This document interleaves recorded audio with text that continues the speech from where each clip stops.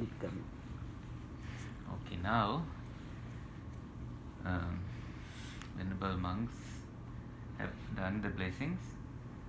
It's the time to talk to Sahan and Sahas, our favorite kids. So this is your event, this is your house, this is your place, your home. When you buy a house, you need to make it a home. Now in this house, we don't have a girl, so who would like to volunteer for that? Nobody. So you both don't want to volunteer for that position. What I mean by that is that when I went to the bathroom, I saw how clean it was. I was wondering who contributes to the cleaning. Who does that? Mom, Dad, you, and Sahas. Sahan and Sahas. So you all are contributing to the cleaning, right? Very good.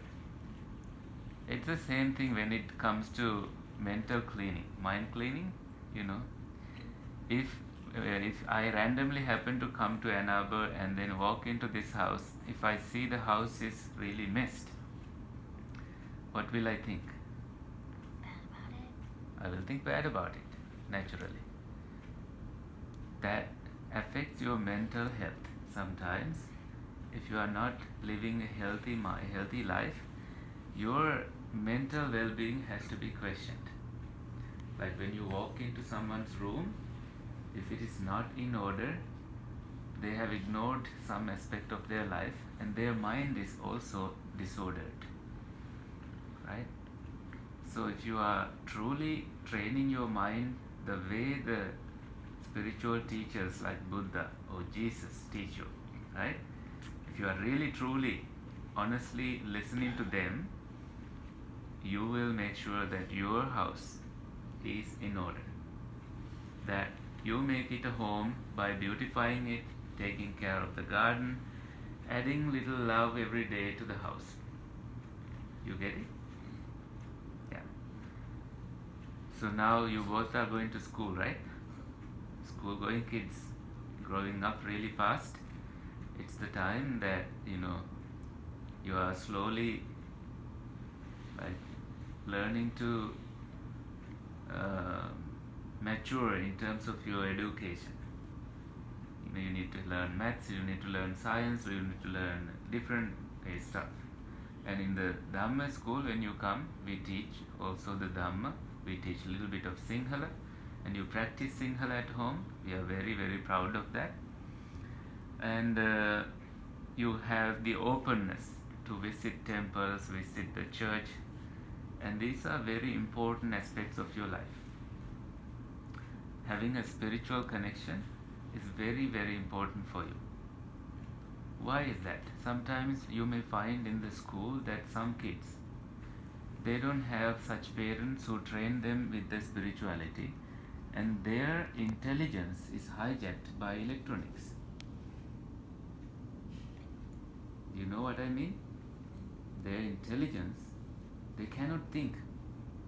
When they find a cell phone or something, all their attention goes into that thing. Their thinking capacity disappears. And do you think we want you to be that way? No. Because that electronic device opens up an illusory world that can keep you distracted all the time. Like if you turn on the TV, you can always endlessly watch things, right? But do you get productive by doing that? It depends on what program you are watching, right? I know that's what you are going to say. But do you think that you always can find the right program? No. So what options do we have? We need to balance TV watching time, right? Like I know this one girl, she keeps the iPad on the side and she spends 3 hours doing homework, but more time goes to the iPad. Do you think her attention is not divided or divided? I think it's divided. It is divided. Because part of her attention goes to the iPad And therefore, do you think she can remember things? Wow. Yeah. She may poorly remember things, right? She may not totally But that remember also it. depends on how long she does watch. She watches 3 hours of iPad and half an hour of schoolwork. I thought before you said 3 hours of schoolwork. 3 hours. She pretends like she's doing 3 hours of schoolwork, but she's really cheating herself. She pretends. Self-cheating. This is bad, right? Yeah. Right before I began That's worse than both of them combined. I know. What wise kids you are. I love to hear those words from you. See, you need to have that understanding. You yourself, when you understand it, you eliminate these practices. Addictions you can eliminate. Like I gave a candy to him. He didn't like it, he didn't eat it. And I gave a different flavor, he didn't want that. That's discipline. That you decided not to eat it. You were done. Some kids are not like that. They want more, they have that craving to eat more. Greedy. That is because you have not trained your mind from the childhood. At home, you have that, you have learned it somehow. Okay? Some kids sometimes, when guests come to the house, like this uncle came, right? You call him uncle? And you see him coming, and you were on the cell phone, and you ignore him completely. You don't even ask, how are you? You don't give a hug. You don't welcome him. You don't ask whether he needs a tea. You don't ask how he's doing. If you do that, do you think you are a good kid? Not today, I mean in general. No. Today he came to the ceremony. So a good kid will do And just, ask all those questions. ask a lot of questions, make them comfortable, and welcome them. Especially if they are visiting you before a long travel, right? You stay with that. If you are visiting you before going a long journey, you will even make sure they have water, make sure they have food. You will wrap a sandwich for them. What do you think these qualities are? They will appreciate you, right? They will think that you are truly a good kid, and they will ask from your parents this important question. They will ask, how did you teach them to do this? And what do you think the parents will say? They will say, no, we didn't teach them. They are good kids. They learned it themselves. Good kids don't really tire the parents that much. Don't bug them for this and that. They have a balance between education and entertainment. Now in USA, in a different 2 different states, recently there were shootings. I heard about them. Yeah, and I was in Canada at that time. I was told to speak to children a little bit about that. So I thought the root cause behind that. One reason is the freedom for computer games here. What happens is that in those computer games, when you go inside, your mind get involved with it, and you have the option to shoot and kill people freely and ruthlessly. You don't even feel compassionate. It also kind of depends on what you watch. It depends on what you watch, but good kids only know what you are supposed to watch. Some kids don't really make that choice. They don't really listen to that aspect of their mind. They go on playing with whatever their friends are playing, and they want to win. They want to win. And when they pass the age 18, they want to be real. Right? See, that's the problem. Then if they use a gun, if they grab a gun and shoot someone, it's same like emotionless killing in that computer game. Because in a computer game, you don't develop those compassionate emotions, right? They are selling those things because there is a market value for such stuff, and people get consumed by those commercial products.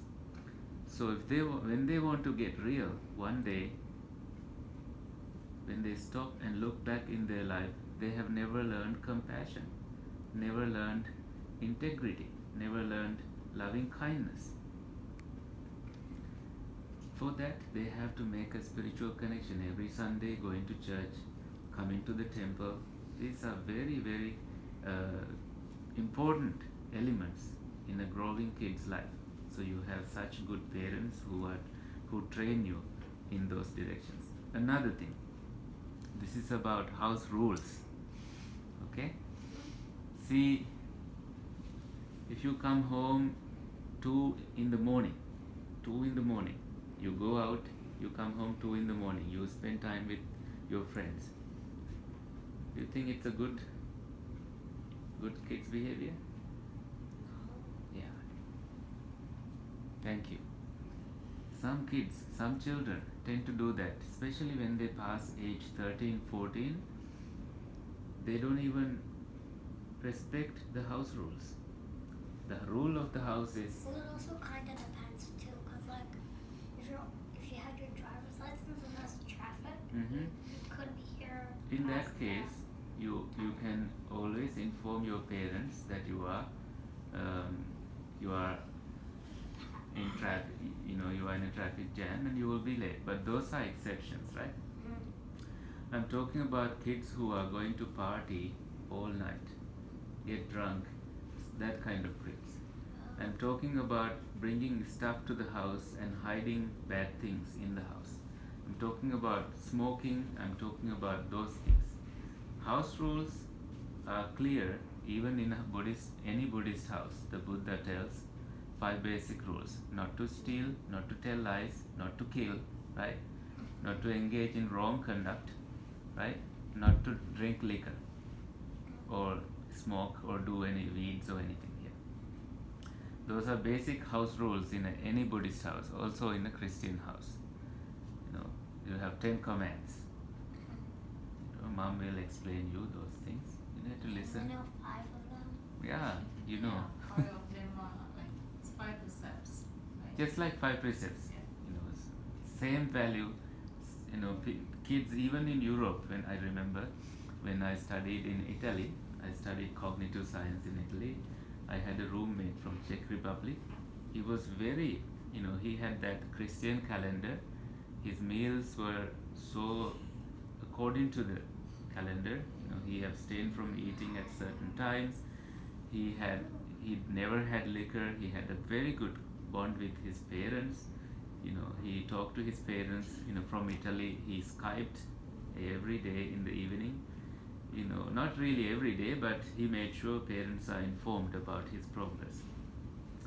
And right after studying in Italy, he went to Melbourne University in Australia for his studies. And he's now doing his PhD. And he came to visit me at Harvard University. So, very good people. You went to Harvard. I did. It's a good university. I'm glad you know. And I tell you why. It's also because I did not have electronics. I did not have my attention divided at home. I was poor. I didn't have so much money, so I knew education was the only way for me. My parents never spoke any English. Even now they don't, right? And we didn't have water in the house. We had to climb down a mountain to get water. We did not have electricity, so it was very hard to survive. And we had just the bare minimum, like 100 rupees, just like less than $1 sometimes per day for our survival. And we had 7 people living in the house. Imagine a kid living that poor, having to walk 5 miles a day to the school and walk 5 miles back to the school. What will be the life like of such people? So different. Really hard. But even if we had electronics those days, my parents would not allow me to use them. My dad, especially in the evening after school, he allows us to do homework. He comes and he sits in the ground, just on the floor, and he has a stick. He asks all of us to bring all the books, and we have to open and show him the progress we made. The teacher takes a red pen and gives grades, so we have to show good grades for him. My dad was not very educated, but in doing that, really motivated us to get more grades, get high grades, and I was always the top student in every class. That's because of my dad's influence. They don't have to be so educated for them to have a vision on how to train kids. And for us after school, we must do homeworks, right? We had to choose right friends. Not all friends were good. We had to learn to say no at the school for certain things. Some children brought cigarettes to school. Our house rule is to say no to such things. So we knew it. We were never even going to support any kind of practices like that. Those are house rules. Coming home, when we were having a meal, we must not drop any bit of food on the ground. And we must wash our own plates. We must put it aside. We must put our socks in the right place, polishing our shoes. All that was done by ourselves, starting from age maybe 9. I don't know how old you both are. Starting from you are 8, right? I'm gonna turn 9. You're going to turn 9. So you are now slowly at the age that you can, learn to do things on your own. Especially in, making this house a home, having house rules, identifying them, talking to your parents, telling even the smallest things to them, so you don't have to ignore the big things later. They are educated parents. You have to be very proud, and you are lucky to have such parents. Very friendly, very loving to you. So we appreciate those qualities. And they have good friends as well, educated people, and their kids are also intelligent. And for you, again, that's about cleaning and having house rules, telling things to parents, not telling lies, and a lot of good things. But another thing I think you need to pay attention to is, especially when you pass 12, 13, you need to begin to pay more attention to training your mind in the right direction, because the mind always wants to go in any direction. It doesn't have directions. You are the guide. And in the Western societies, they will always tell you, okay, follow your heart. What they really mean by that is to really identify a true passion and make a commitment to reach that goal. Without that, you are not going to make it. Okay? No one has ever achieved anything without any commitment. That's Buddha's words, not me. They said, true commitment will lead you to the happy place, and you never need to take a break from doing something that you really love. Right? That should be something that is really bigger than you. For that, you need to train your mind. If you did not, especially at 13, what happens is the neighborhood girl or boy suddenly start looking beautiful to you, and your intelligence become hijacked by hormones. That happens. And then you ignore the rest of the world and you start falling in love and chasing after them, dreaming about them and watching stuff about them. So that is intelligence hijacked by hormones. At which point you have to stop there and think, no, wait a minute. I am at the age that I have not yet achieved anything, not set my goals. Let me straight things out first and then think about those things. If you let your mind wander in any direction, you are just a wanderer without a goal. Okay? I believe in your success. I will make sure to call your dad and mom, because I have their numbers, to check how well you two are doing. Okay? So that is my stop point. I will remain there. Please keep a connection with us. Make sure to call me, call Bhante at the temple, visit us, and tell us what is happening. You are coming to the temple to play and spend good time with kids, but other than that, you are also coming to talk to us, right? Check in with us if we are doing good, right? So thank you for doing this. Thank you for inviting the monks. We are very happy to visit this house. This feels like our own place, Very nice. And now we will transfer merits. Please think of your grandma, Mary Annette, and your grandfather, Stanley Visindagama, and your other grandfather, Ihala Ranavira. And let's transfer merits by saying the gathas. Idamme ñātīnaṃ hotu sukhitā hontu ñātayo. Idamme ñātīnaṃ hotu sukhitā hontu ñātayo. Idamme ñātīnaṃ hotu sukhitā hontu ñātayo. Please also transfer merits to heavenly beings. Ettavataca ammehi sambhataṃ puñya sampadaṃ sabbe deva anumodantu sabba sampatti siddhiyā. Ettavataca ammehi sambhataṃ puñya sampadaṃ sabbe bhūtā anumodantu sabba sampatti siddhiyā. Ettavataca ammehi sambhataṃ puñya sampadaṃ sabbe sattā anumodantu sabba sampatti siddhiyā. Abhivādana sīlissa niccang Vaddāpacāyino cattaro dhamma vaddhanti āyuvanno sukhaṃ balaṃ rogya sampatti sagga sampatti mevaca sampatti mināte samijjatu.